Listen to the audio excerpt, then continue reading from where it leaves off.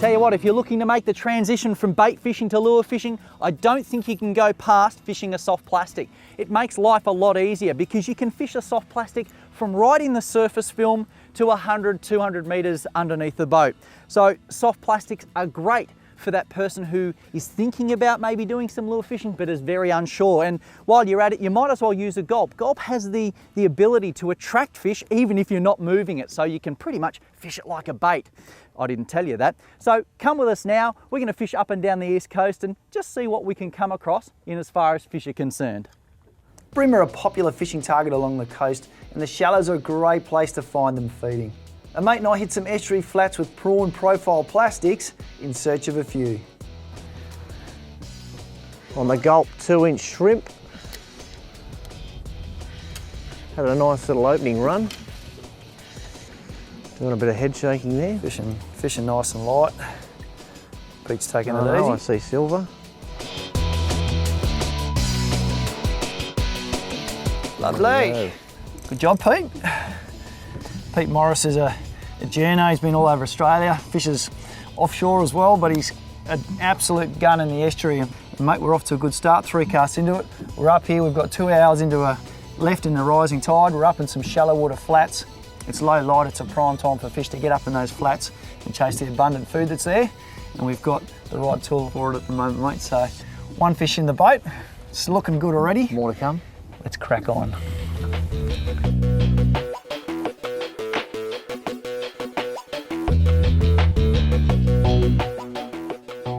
We're picking up a little bit of a pattern at the moment that around some of these channels that feed into the flats is where we're getting most of our bites, and we fished right up into the really shallow areas, but all the bites have come from those channel areas where it starts to then grade into the flats, and now of course that's where we're starting to spend our time focusing. And when you are getting into the shallows, cover as much ground as you can and you will find concentrations of fish in certain areas, and when you find them, stick to those areas. Yeah, gotcha. Better model? Might be, yeah, you got a little bit more weight. He hasn't woken up yet, Pete. That's a nice one. That's a better one. Yeah. I'll get out your way, mate. You're right, mate. You can do it there. Just saw that line slightly tap, and away we went, bit of weight. Only fishing a metre of water. You might need the net on this Gulp one, eh? shrimps, yeah, I might use. I'm fishing a pretty light leader. Pete and I are using 3 to 4 pound leaders. Obviously, there's no structure out here for it to get done on, and you just want to present as naturally as possible, and using a light line class will allow you to just very subtly present whatever lure you choose to use. At the moment we're using very lightly weighted soft plastics. Got it. Thanks, a little mate. bit bigger. They are getting bigger, and that's it, the tide's starting to roll in now. And obviously all these little channel areas that feed the flats become like these feeding pathways, or these migration pathways for fish to come up into the flats to eat. And that's what we're after today, a fish like that. There you go, chunky little yellowfin bream. Very popular species right up and down the coastline. At the moment on rising tide, makes sense that there's plenty of food in the flats, and that's why fish come up here, but they do like to come up with some form of protection, so a lot of water in terms of a high tide, also a little bit of cloud cover and a little bit of wind will help these fish get up and feed with a little bit of protection, and that's the time to be chasing them. Obviously, as that water recedes, then you've got to change your plan, but at the moment this is the spot where the fish are. You've got to think about the best presentation to catch them, but we're doing something right.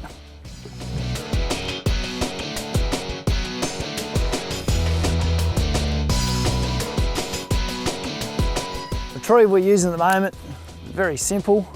You obviously want to cast for distance, get as far away from the boat as possible so the fish don't know you're coming onto them. They're obviously in shallow water.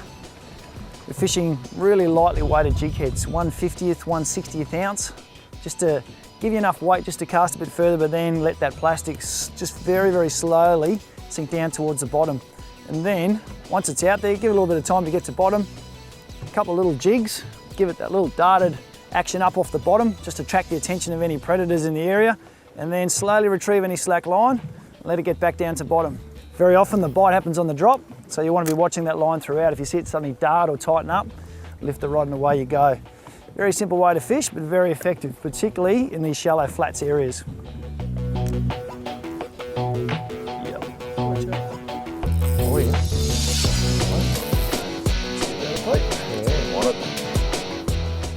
That's what we wanted.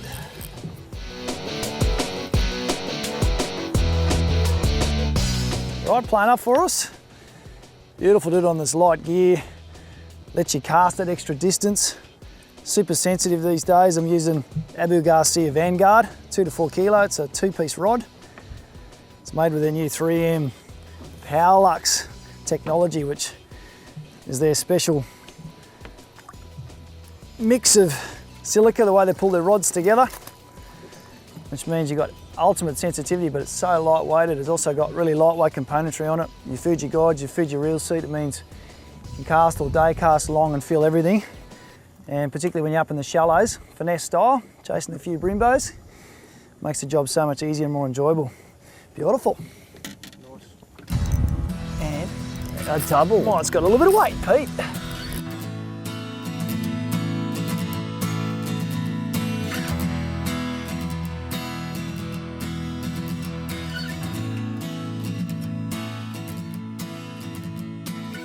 Right, there we go. Flats fishing. Beautiful. Yeah, let him swim. Yes, I did. He's done it. There he goes. Got him, Pete.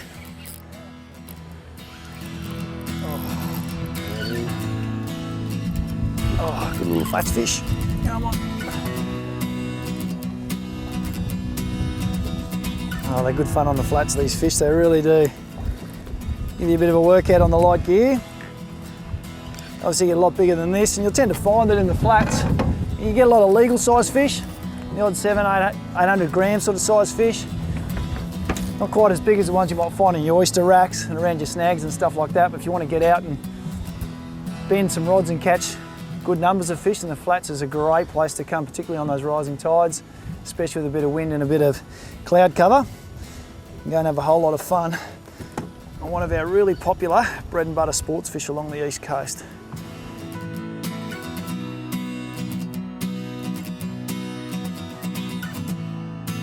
Berkeley Gulp is the most technologically advanced soft baits in the world today, and fish just love them. Let's have a look at what makes it tick. Not only are Gulp's attractive scents the best on the market, Gulp releases the scent 400 times faster than the next best soft bait. Truthfully, you can use a Gulp soft bait all day, and at the end of that day, it's still going to put out more scent than anything else. You know, it's not every day that a state-of-the-art material like Gulp also has the added advantage of being biodegradable, but all of the materials in Gulp are naturally sourced, so things like fish and other sea creatures can ingest it and pass it beautifully. Gulp is available in a huge range of colours, shapes and sizes, and has been incredibly effective on almost all species of fish in Australia that eat lures.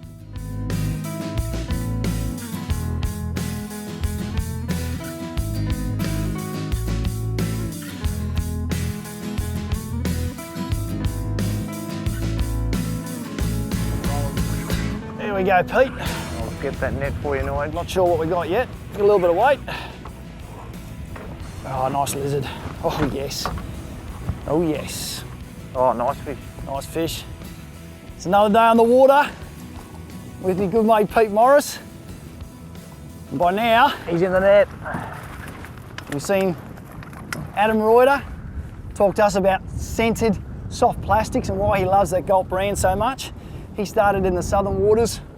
Pete and I have had a bit of a play with brim on the flats, and now a run out tide, weighted, fishing the bottom, jigging the bottom and loving it, Pete. Beautiful fish, And there's mate. a start to another day on the water. The run out tide's a prime period of the day to go and chase these guys. They obviously lie in ambush along a lot of our estuary systems, and today we've changed location again, and now we've gone further north to chase bread and butter species like this, and you never know, maybe a few tropical ones as well. If you do want to get into making that switch from fishing with your baits to getting into soft lure fishing, this is probably one of the most simple and effective ways to do it. I think, Pete, you and I both started doing that. Absolutely, mate. Jigging the bottom with plastics, and if you're not quite sure of the soft plastics thing, then start with one with a bit of sense in it. I've chatted enough. I reckon we get her away and go, Yeah, see if we can catch another one. The fins are starting to go. And off you go. Back to the depths. All right, we're just fishing a deep channel through here. And I've just had that soft plastic sitting on the bottom, given it 2 hops and been hit by a nice fish. The wind's against us. That's all happening, Pete. It's all happening. Oh, it's a hairtail. Oh, different. Right. Interesting. Hello, there's specky fish. There you go, mate. Something a bit different. Some of the guys in the Hawkesby chase those for nights on end. Putting big baits down, and we're kind of using a bait today, but not quite. A biodegradable soft plastic in the Gulp range. Beautiful, and isn't that the part of a bait fish that he reckons he's about to eat? Little 5-inch jerk shad, one that's slightly different for the books, and a great set of chompers there. A good old hairtail. Very different looking fish. My old mate Pete sometimes calls this pimping your plastic. What he means is adapting it to suit purpose.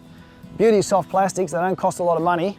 What you can do is chop them to suit whatever the fish might want on a given day. That sometimes can mean make the bait smaller, chop it shorter to suit. You'll notice with the grubs sometimes, particularly on a tough bite, I quite often trim my tail. I turn a single tail into a split tail just with the chop of some good old braid scissors. And what that does is it changes the vibration level of the lure. And when fish are biting a little bit tentatively, sometimes that more subtle vibration is what gets them going. Even with your jerk shads, don't be shy.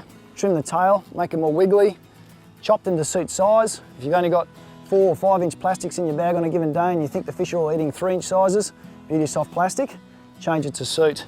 Don't be afraid to pimp the plastic.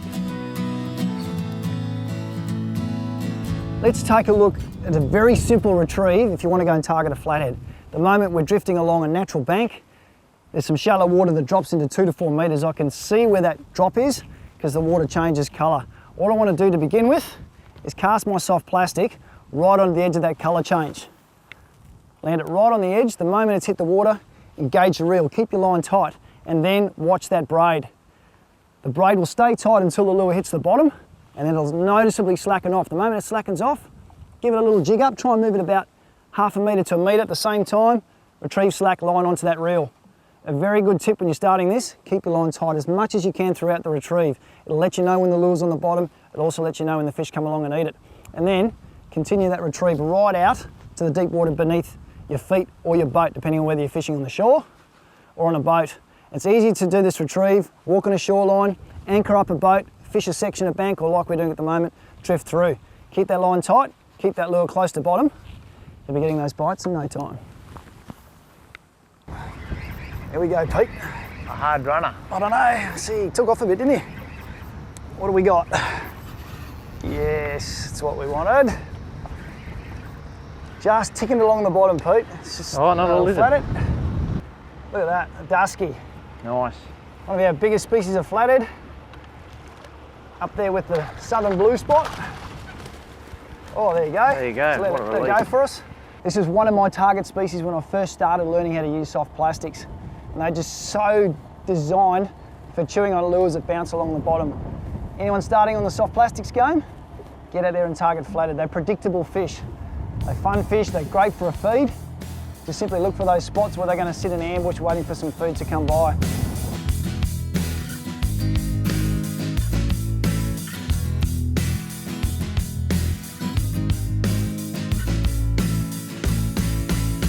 Shows you the versatility of that grub. You want to now go and start stocking that tackle box with soft plastics.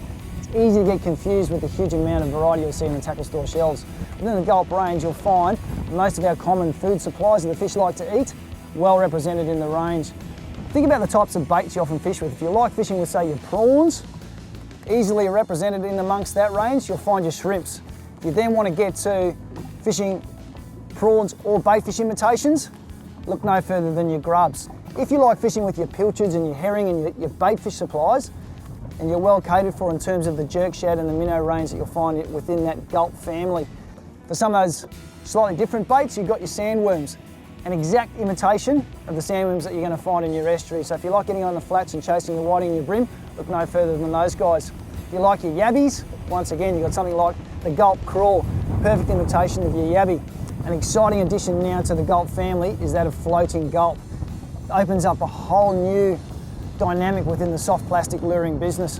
It means you can either fish a lure on top, or alternatively, you can still add a jig head to it, and what it will do within your lure is dramatically change the sink rate of that lure. And some days that really slowly sinking presentation is exactly what the fish want to come out and chew on. So don't be shy to get in and look at your floating range of gulp.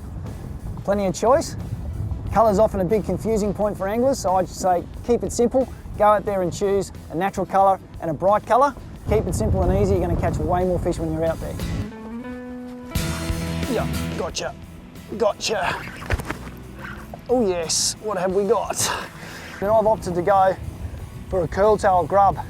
Means there's a lot of fish out there that can see it as a number of different things that they might feed on, like shrimp, like bait fish. It's a very, very versatile style of plastic to use. This is a good flathead, mate. Yes. We got it for you, That mate. is a very, very chunky flathead. That's what we came here for, Pete. Well done, mate. It's what Beautiful we wanted. fish. We worked hard for this fish. If you want to get in and start fishing with your soft plastics, you can do no worse than just keep your soft plastic on the bottom. I started fishing with soft plastics, jigging on the bottom. I take my wife out now in her favourite way, Pete, stick it out the back, while I'm doing something else up the front, and she drags it behind the boat. And the number of fishes she catches, different species and numbers, she does well. So it just goes to show you it's not hard, just keep them on the bottom. And you too can be playing with critters like this.